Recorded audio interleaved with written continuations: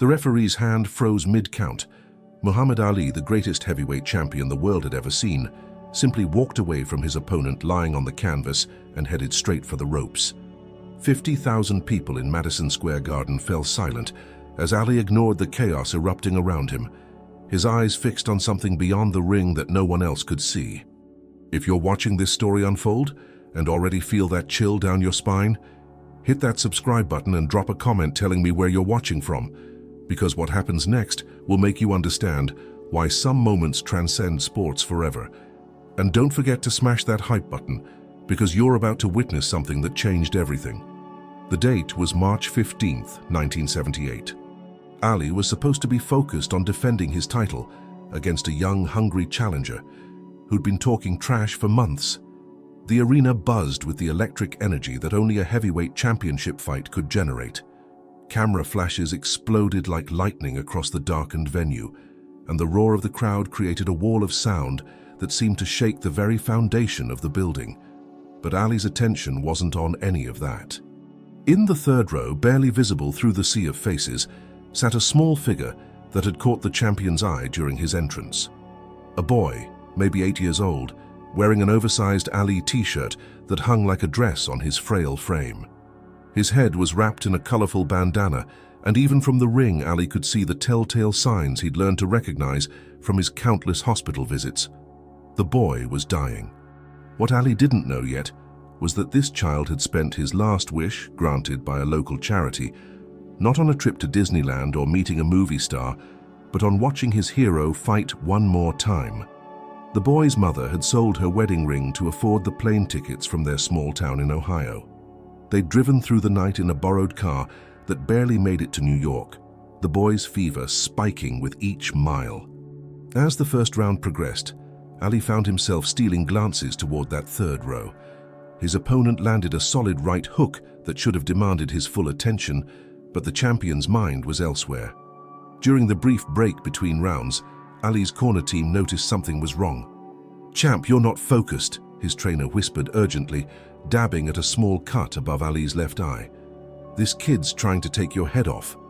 But Ali's gaze remained fixed on the crowd. The boy was slumping forward now, his mother's arm wrapped protectively around his shoulders. Even from 30 feet away, Ali could see the child struggling to stay conscious, fighting his own battle that made anything happening in the ring seem trivial. The second round began with Ali's opponent sensing weakness. He pressed forward aggressively, landing combinations that drew concerned murmurs from the crowd. Ali's famous footwork seemed sluggish, his legendary reflexes a half-second slow. Sports commentators would later describe it as one of the most unfocused performances of his career. But Ali wasn't unfocused. He was focused on something far more important than any championship belt. Halfway through the third round, it happened. The boy's head lolled to one side and his mother began frantically waving for medical assistance. Security guards started moving toward their section, and Ali saw the panic in the woman's eyes as she tried to revive her son. That's when Muhammad Ali did something that no boxer in the history of the sport had ever done. He stopped fighting. Not because he was hurt, not because he was overwhelmed, but because a dying child needed him more than the crowd needed entertainment. Ali walked to his corner, said something brief to his trainer that made the man's eyes widen in shock, then climbed through the ropes and jumped down into the crowd. The arena erupted in confusion. His opponent stood in the center of the ring, arms raised in premature victory, while referees and officials scrambled to understand what was happening. Television cameras frantically tried to follow Ali as he pushed through the crowd, his white boxing shorts and gloves making him impossible to miss among the sea of suits and evening dresses. Security tried to stop him, but Ali's presence commanded a respect that transcended protocol. People instinctively moved aside, creating a path toward the third row where a mother held her unconscious son, tears streaming down her face. When Ali reached them, he knelt beside the boy's seat, his massive frame somehow making itself small and gentle. The mother looked up at him with a mixture of disbelief and desperate hope. "Is he?" Ali asked softly. "He's been fighting so hard," she whispered. "He just wanted to see you fight one more time before—" She couldn't finish the sentence, but Ali understood. He'd seen this look before in children's hospitals, in the eyes of parents who were running out of time and miracles. The boy's eyes fluttered open, struggling to focus. When he realized who was kneeling beside him, a weak smile spread across his pale face. "Champ," he whispered, his voice barely audible above the chaos surrounding them. Ali leaned closer, and what he said next would be captured by a nearby photographer's audio equipment, preserved forever as one of the most powerful moments in sports history. But the full impact of those words and what happened in the minutes that followed would prove that some victories can only be won outside the ring. "You're the real champion here, little man," Ali whispered, his gloved hand gently touching the boy's forehead. "I'm just pretending to be tough. You're showing me what real courage looks like." The boy's eyes brightened despite his weakness, and he managed to lift his small hand to touch Ali's glove. Around them, the entire arena had gone silent. 50,000 people strained to witness this impossible moment, many standing on their chairs to get a better view of their hero kneeling in the crowd.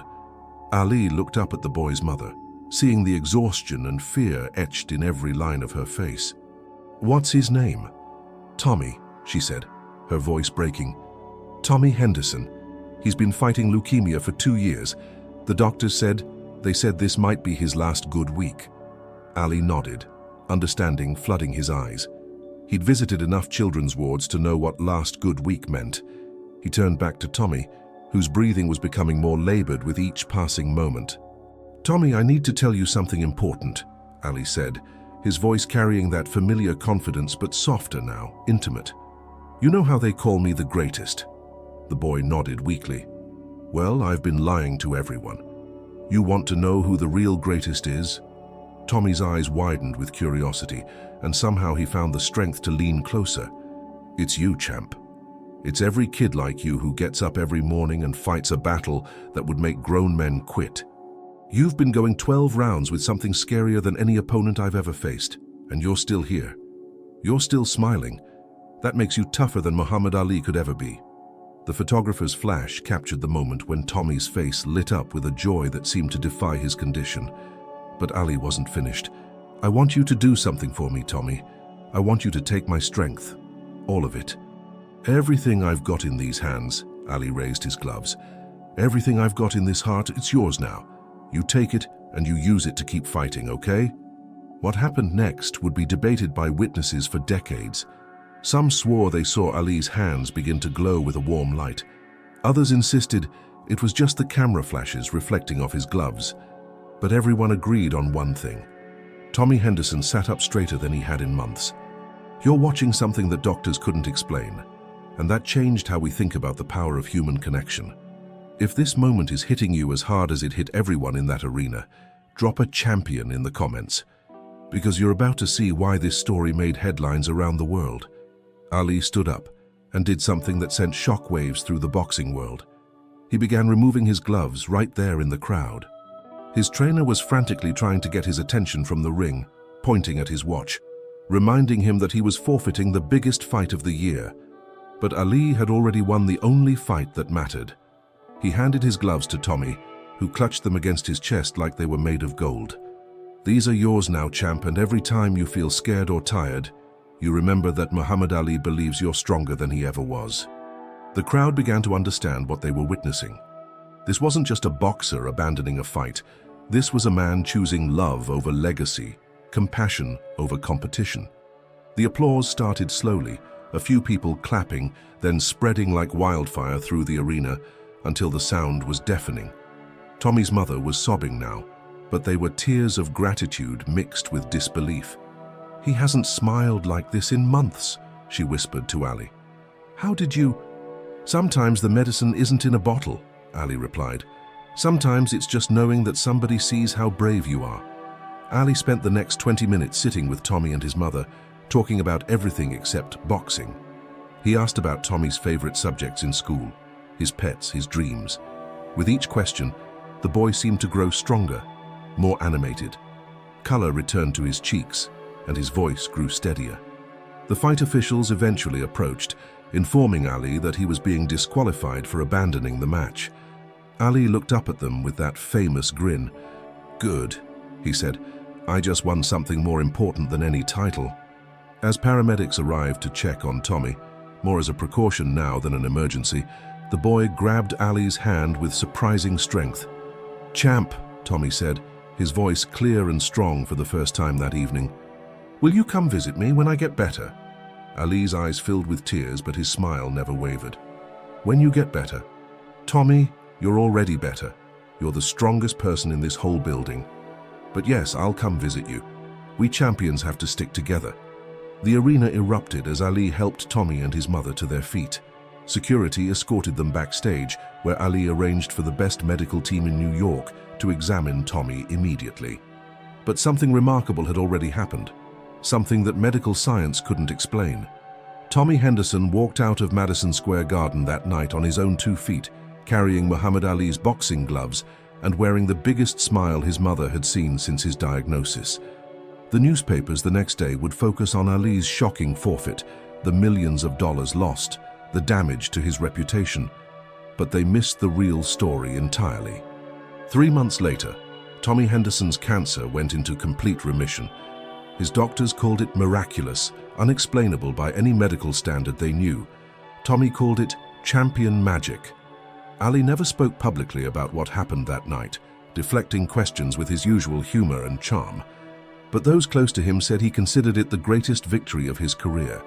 The night he learned that sometimes the strongest thing you can do is walk away from a fight to help someone else win theirs. Tommy Henderson grew up to become a pediatric oncologist, dedicating his life to helping other children fight the same battle he'd won.